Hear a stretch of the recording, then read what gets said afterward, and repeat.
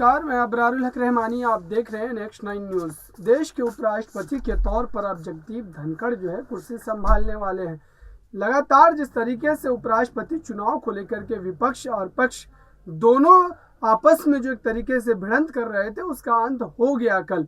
और एक तरीके से कयास आराई की जा रही थी पहले से भी कि जगदीप धनखड़ जो है वो उपराष्ट्रपति का चुनाव बड़ी आसानी से जीत जाएंगे, क्योंकि विपक्ष के तरफ से जो बहुत सारी पार्टियां थी उनका समर्थन खुलकर के मार्गरेट एल्वा के साथ आ ही नहीं रहा था। तो ऐसे में कैसे ये उम्मीद की जा सकती थी कि जगदीप धनखड़ को मार्गरेट एल्वा हराती हुई नजर आएगी। फिर भी हम आपको बताते हैं उनके बारे में पूरी जानकारी, उनके बारे में पूरी तफसील से। जगदीप धनखड़ ने राजनीति की शुरुआत की, कैसे की, और उनकी राजनीतिक जीवन में उनके साथ कैसे कैसे हादसे हुए। जगदीप धनखड़ का जन्म जो है वो 1951 में राजस्थान के झुंझुनू जिला में हुआ था।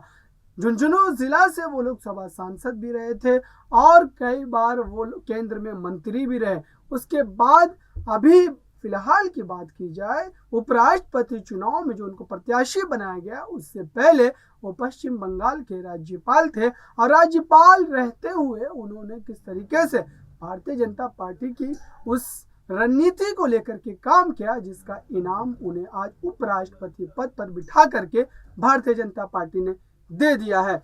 उनकी पत्नी के बारे में बताया जाता है, जिनका नाम है सुदेश धनखड़, और वो हमेशा जगदीप धनखड़ के साथ हर उस मौके पर रही है जब भी उनको उनकी ज़रूरत थी। जगदीप धनखड़ की ज़िंदगी में बहुत उतार चढ़ाव आए और उन्होंने इस उतार चढ़ाव को अपनी ज़िंदगी के उस कामयाबी की राह में कभी भी अड़चन के तौर पर नहीं लिया।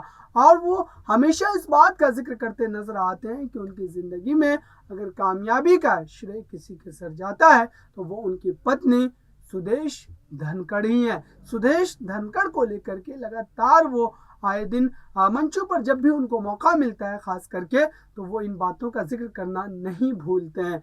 साथ ही आपको बताऊं कि जगदीप धनखड़ जबकि अब उपराष्ट्रपति के तौर पर देश में उस कुर्सी का कार्यभार जो है वो संभाल चुके हैं, तो अब क्या अब विपक्ष इस हार के बाद अपनी हार पर चिंतन मंथन करेगा या फिर इसी तरीके से इस हार को भी रायगा जाने दिया जाएगा विपक्ष के द्वारा। क्योंकि विपक्ष ऐसा लग रहा है कि वो चुनाव में आने से पहले ही हार जो है मान ले रहा है। क्योंकि आप देख सकते हैं कि जिस तरीके से उपराष्ट्रपति चुनाव में विपक्ष की जो उम्मीदवार थी मार्गरेट एल्वा, उनको किसी भी तरीके से चुनाव प्रचार प्रसार में कहीं भी एक्टिव नजर नहीं देखा गया।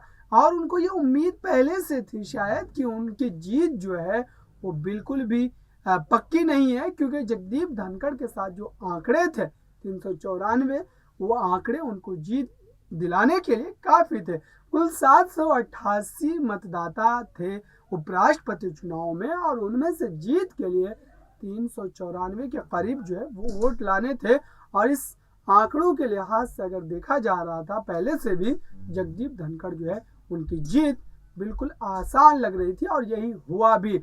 अब विपक्ष फिर एक बार दूसरी हार के साथ एक तरीके से देश की राजनीति में कहीं ना कहीं पिछड़ता नजर आ रहा है। फिलहाल के लिए इतना ही। देखते रहिए ताज़ा तरीन खबरों के लिए नेक्स्ट 9 न्यूज़ को। धन्यवाद।